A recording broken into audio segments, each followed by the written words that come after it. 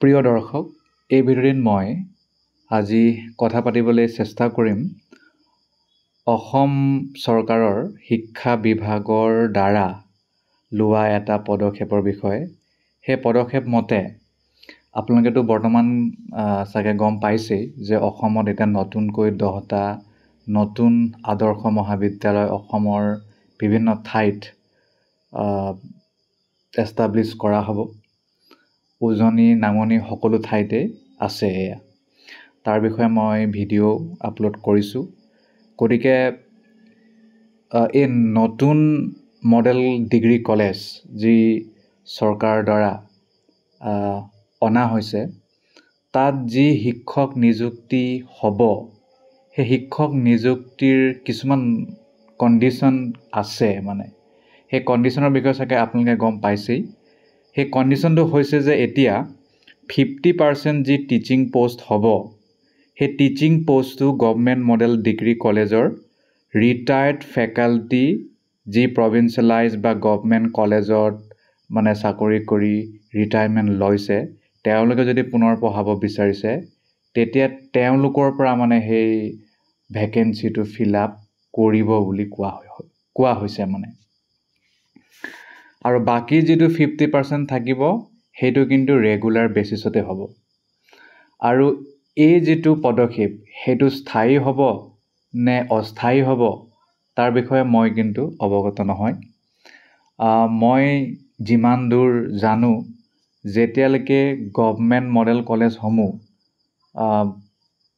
Completely function হৈ নাযায়, ইয়াৰ infrastructure যেতিয়ালৈকে প্ৰস্তুত হৈ নাযায়, তেতিয়ালৈকেহে চাগে এই নীতিটো থাকিব, কিন্তু মই চিয়'ৰ নহয়। গতিকে ইয়াৰ বিষয়ে মই আপোনালোকক আৰু ডিটেইলছত ক'ম।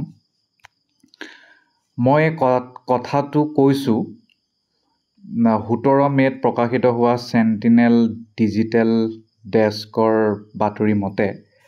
তাত কৈছিলে যে the state government has decided to fill half of the teachers post in newly created government model degree colleges from among the retired faculties of provincialise and government colleges in the state.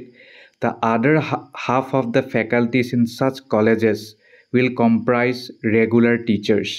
বাকী যি 50% থাকিব, সেই 50% regular teacher হ'ব। সেই regular টিচাৰসমূহ কিন্তু who have to undergo' a probationary period of 3 years। তেওঁলোকে 3 বছৰ প্ৰবেশ্যনেৰী পিৰিয়ডত থাকিব লাগিব প্ৰায়ৰ টু দেয়াৰ ৰেগুলাৰাইজেশ্যন, যেতিয়ালৈকে তেওঁলোকৰ ৰেগুলাৰ নহয় চাকৰিটো। The Higher Education Department has notified the guidelines for the selection of principal, teacher, grade 3 MTS for the newly established government model degree colleges of Assam and new additional streams in government provincialized colleges of the state. ইয়াৰ বাহিৰে উচ্চ শিক্ষা সঞ্চালয়কৰ দ্বাৰা প্ৰিন্সিপালৰ নিযুক্তি কেনেকুৱা হ'ব, শিক্ষকৰ grade 3 multitasking staff, তাৰ বিষয়ে কিন্তু গাইডলাইন জাৰি কৰা হৈছে বুলি কৈছে। The principles post in the model degree colleges will B A regular post. আৰু এটা কথা, প্ৰিন্সিপালৰ যি চাকৰি হ'ব এই গভৰ্ণমেণ্ট মডেল কলেজসমূহত, তাত কিন্তু এতিয়া ৰেগুলাৰ সেইটো চাকৰিটো হ'ব বুলি কৈছে। And the appointment will be done by the director of higher education Assam. আৰু সেই এপইণ্টমেণ্টটো ডাইৰেক্টৰ অফ হায়াৰ এডুকেশ্যনে কৰিব on the recommendation of the governing body. যেতিয়া GB বহি সেইটো তেওঁ সেই ব্যক্তিজনক প্ৰিন্সিপাল ৰূপে নিৰ্বাচিত কৰিব। After selection by the selection committee, the principal shall be appointed for a period of 5 years or at the discretion of the government of Assam. 5 বছৰৰ কাৰণে হ'ব, নহ'লে চৰকাৰে যিটো ভাল দেখে। The selection procedure will be the same as that of regular principals of provincialise colleges, government colleges. আৰু selection প্ৰক্ৰিয়াটো প্ৰভিঞ্চিয়েলাইজ কলেজত যেনেকৈ হয়, চৰকাৰী কলেজত যেনেকৈ হয়, তেনেকুৱাই হ'ব। According to the guidelines for the selection procedure of teachers, 50% of the teachers of each department of the newly created government model degree colleges and for new or Additional streams in government and provincialized colleges shall be recruited from the retired faculties of provincialized colleges and government colleges up to age of 65 years.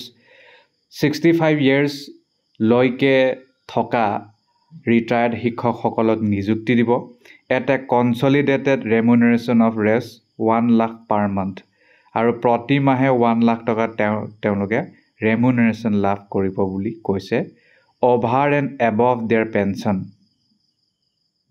pensionৰ উপৰি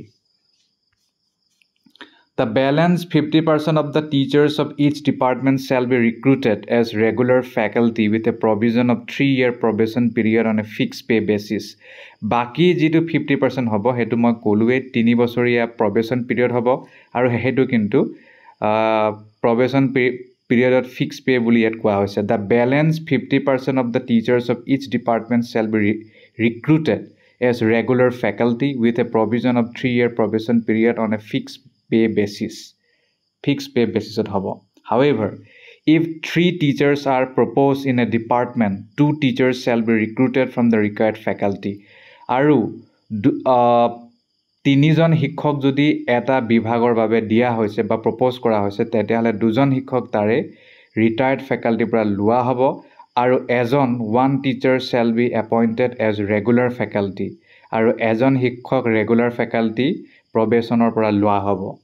However, the government shall have the authority to reduce the number of faculty members appointed from among retired teachers once the college is established and operationalized completely.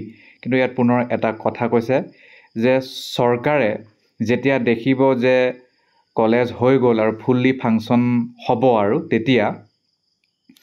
তেতিয়া faculty member এপইণ্টমেণ্টটো reduce কৰিব পাৰে retired teacher পৰা ঠিক আছে In the case of newly established government model degree colleges of Assam, the government bodies shall include local MLAs as members for the first 5 years from the date of establishment. Aru notunkoi khula government model college homuhot governing body thakibo local MLA member hisabe 5 বছৰ কাৰণে establishmentor pora.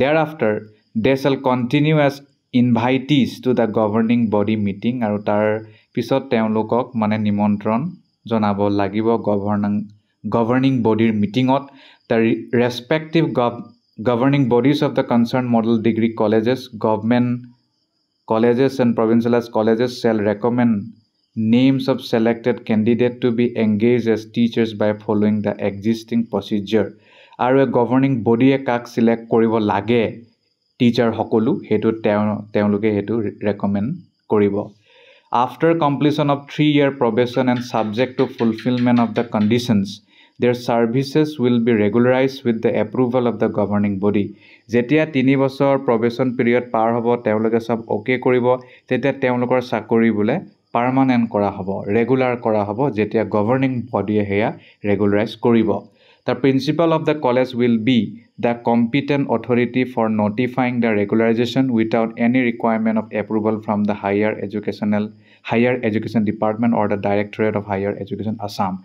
Aru collegeor principal jone main hobo mane teo aru 3 বছৰ probation period huar pisot okay buli aru notify kori regular sakori tu korar teo mane hatot hetu power tu thakibo. DSCৰ পৰা আৰু higher এডুকেশ্যনৰ পৰা কোনো ধৰণৰ আৰু approval ল'ব নেলাগে For grade 3 employees in model degree colleges 2 persons shall be engaged on a fixed pay basis by the government body or may be attached to the college by the district commissioner from the line department or by the state government from the general surplus pool Grade 3 employee ji hobo model degree college homuhor 2টা person হব fix pay বেসিছত governing body দ্বাৰা আৰু নহলে district কমিশনাৰে নিজৰ মতে আৰু state গভৰ্নমেন্টৰ যেটো চাকৰি কৰা তেনেকুৱা মানুহ আছে গ্ৰেড 3 তাৰ পৰা হয়তো নিযুক্তি দিব পাৰে Regarding the multitasking staff MTS 2 persons shall be deployed as MTS by the district administration state government from the general surplus pool আৰু MTS multitasking staff হে একেই দুজন ব্যক্তি ডিপ্লয় কৰা হ'ব ডিস্ট্ৰিক্ট এডমিনিষ্ট্ৰেচন নহলে